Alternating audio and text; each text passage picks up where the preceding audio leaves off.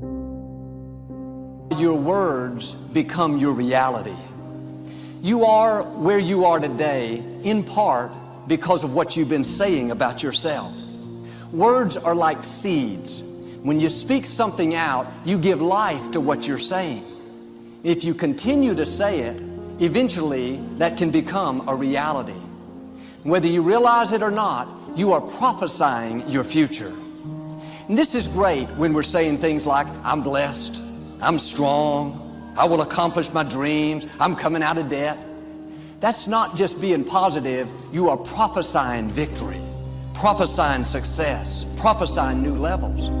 Your life will move in the direction of your words. But too many people go around prophesying just the opposite. I never get any good breaks. I'll never get back in shape. Business is slow. I'll probably get laid off. Flu season is here. I always get it. They don't realize they are prophesying defeat. It's just like they're calling in bad breaks, mediocrity, lack. You can't talk defeat and expect to have victory. You can't talk lack, not enough, can't afford it, never get ahead, and expect to have abundance. If you have a poor mouth, you're going to have a poor life. If you don't like what you're seeing, start sowing some different seeds. You can't do this. It's impossible. It's never gonna happen. Just give up. Just settle. It's not meant. Accept defeat. You're not the one. They just better. You're too weak. No one wants to hear you. Try something else. No one likes you. Just follow. Do like everybody else. Do it the easy way. Accept being broke. Quit dreaming. What are you doing? Why do you have to be so damn different? We all have this negative self-talk that goes in our head. Guess what? There's enough people that are telling us we can't do it, that we're not good enough. Why do we want to tell ourselves that? We know for a fact that thoughts influence actions. We saw it there with the video Dr. Levy showed, right? We know that our thoughts influence actions. Why do we want to say that negative self-talk to ourselves? We need to get our own self-affirmations. Muhammad Ali, what was his self-affirmation? I am the greatest. Who else is going to tell you? There need to be quiet moments in your bedroom, quiet moments when you're brushing your teeth, that we need to reaffirm, I am the captain of my ship and the master of my fate. That is my affirmation. If I don't believe it, no one else will. How do you build self-confidence? Get away from the people who will tear you down. There's enough of that. Muhammad Ali, I am the greatest. There is no one better than me. It's a difference between hubris and ego and false pride. It's just reminding yourself in quiet, silent moments. I put it down on a list. It's right beside my mirror, right? About all the things that make me who I am. Because I make enough mistakes, and the newspapers will recognize it, and people around me will recognize it, and they'll tear me down. And pretty soon I'll begin to believe it. Stop the self-talk, the negative self-talk. If you'll watch, you'll see some athletes, they'll have a little bandage or a little brand around them. Lance Armstrong's a perfect one. What's his self-affirmation? Live Strong isn't a brand. It was to remind him of who he was. Live strong. Then it became a brand. He would move that from one arm to the next arm when doubt and fear came into his mind. Live strong. Put it on there. Let's go. We'll all have it. Replace it. I believe passionately that we can shift the negative voices and stories that are going on in our minds into positive ones. How do you do that? Well, there's three main questions. The first question is it the truth? Is whatever I'm sharing with someone or what you're hearing from someone else that's giving you feedback about your life true? You know 100% that it's true. First question. Second question, is it necessary? Is what I'm saying to myself in my head, is it necessary in the exact moment in what I'm doing with my life right then? And the third question is, does it improve upon the silence? Somewhere deep inside, you know what kind of person you were designed to be. If you want to produce great acorns, think like an oak, not like an acorn. Think like the person you intend to become.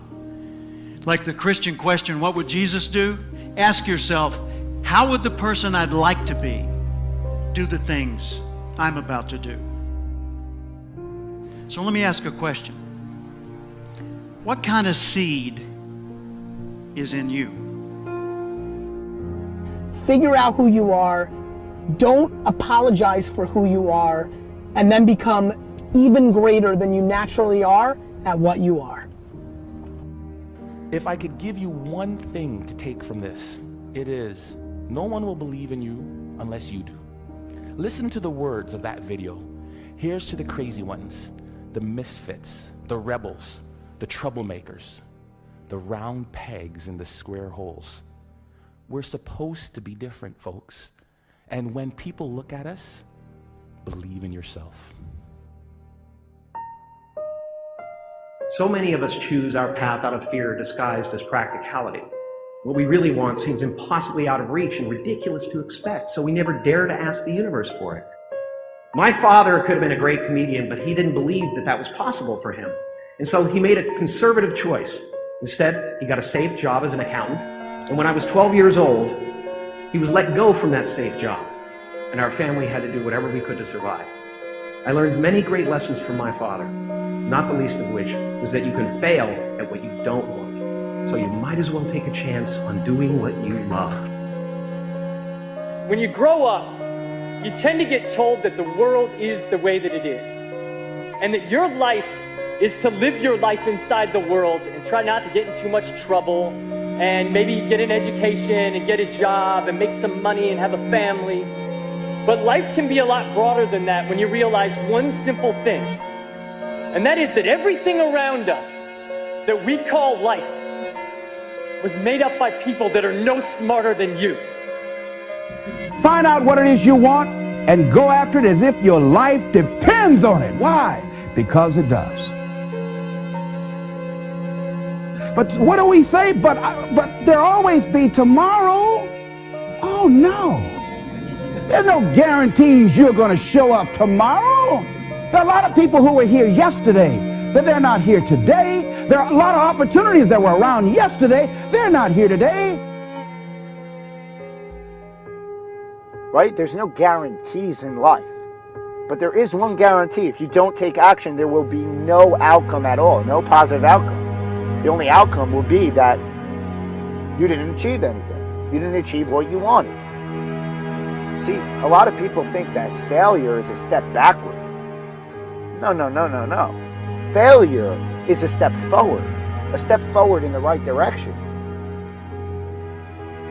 Every time you fail, you learn something from it. You gain something from it. You feel less anxiety when you're doing it again. You want to think that's a step backward? That's progress in every sense of the word. Right? So these dreams come to you, these ideas, these visions come to you for a reason.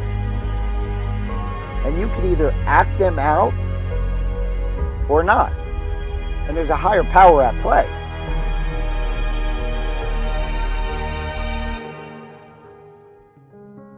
I want you to look at your life right now and think about something that's important to you, something that gives your life a sense of value. Think about something that you'd like to have, or something you'd like to create for you or your family or for society. I want you to hold this thought in mind. Now, one of the first things I want you to do is don't worry about the inner conversation that you're going to have. Don't worry about how you're going to do it. That's going to come. You're going to develop a plan of action. You will find the way. You'll become the kind of person that can attract the people, the resources, and everything you need in order to make that become reality. If you help enough people get what they want, you can have everything you want. What is it that you looked at some point in time and you decided that you couldn't do it? That you talked yourself out of it? Whatever it is, bring it back out there. How you're going to do it? That will come to you in due time. See, you don't get in life what you want, ladies and gentlemen. You get in life what you are, not what you want. You see, the good news is that we can always become more by working to develop ourselves. So the first process of making this your decade, you've got to begin to take a look at your life and look at where are you right now? What are your strengths? What are your weaknesses? What gives your life a sense of fulfillment, a sense of joy? What does a full, rich life means to you? What is it that you could love doing 7 days a week that'll bring a smile to your face? I still have a dream. It is a dream deeply rooted in the American dream. I have a dream. Find out the reasons that you do what you do. Find out the reasons that will make you strong, that will make you walk by faith and not by sight.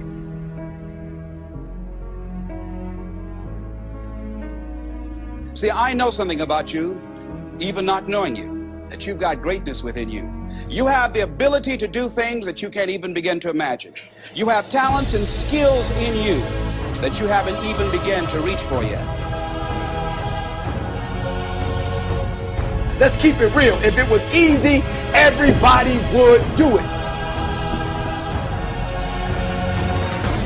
When you're working at your dream, somebody said the harder the battle, the sweeter the victory. Oh, it's sweet to you. It's good to you. Why? See, when it's hard and there's a struggle, see, what you become in the process is more important than the dream. That's far more important. The kind of person you become, the character that you build, the courage that you develop, the faith that you're manifesting. Oh, it's something that you get up in the morning, you look yourself in the mirror, you're a different kind of person. You walk with a different kind of spirit. Doesn't matter what happens to you. The only thing matters, what are you going to do about it? Easy is not an option.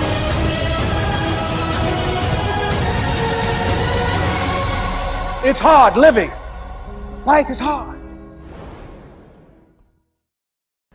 My greatest asset is I was homeless, so I can't feel a whole lot of pain. I've already been alone. There's not a whole lot of hurt I can feel on a little paper, on a little test. So I leave you, listen to me. We have gotten to a point where it's midterms and we're moving forward. The days of you getting money, I'm not saying we quitting, but I'm saying the day has got to go from external to internal. You have to give it everything you got. No more TV, no more parties, no more playing. If you don't have a 4.0, what you need to be doing is studying. Get off the phone. I'm sorry, I'm not available until the end of this year. No, I'm for real. You reached the right number, but you called me at the wrong time. Call me back January 1st. I'm about to get busy now. Huh?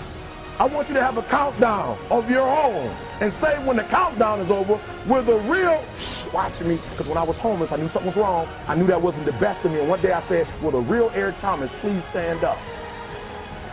Will the real Eric Thomas please stand up? Stop being this high school dropout. Stop giving up. Stop sleeping on the street. Stop walking up and down Finkel Avenue like you ain't got nothing and get your GED. Stop being afraid to take a test. Stop being afraid to go to college because your daddy didn't go and your mama didn't go. Stop being afraid and be the best Eric Thomas you can be. But listen to me, it's going to be hard. It took me 12 years to get a 4-year degree, but I got it. And guess what? On a degree, it don't have dates. So if it took you 4 and it took me 12, it don't show up nowhere. But I'm exactly where I wanted to be because I realized I got to commit my very being to this thing. I gotta breathe it, I gotta eat it, I gotta sleep it. And until you get there, you'll never be successful in life. But once you get there, I guarantee you, the world is yours. So work hard and you can have whatever it is you want. Thank you guys for your time.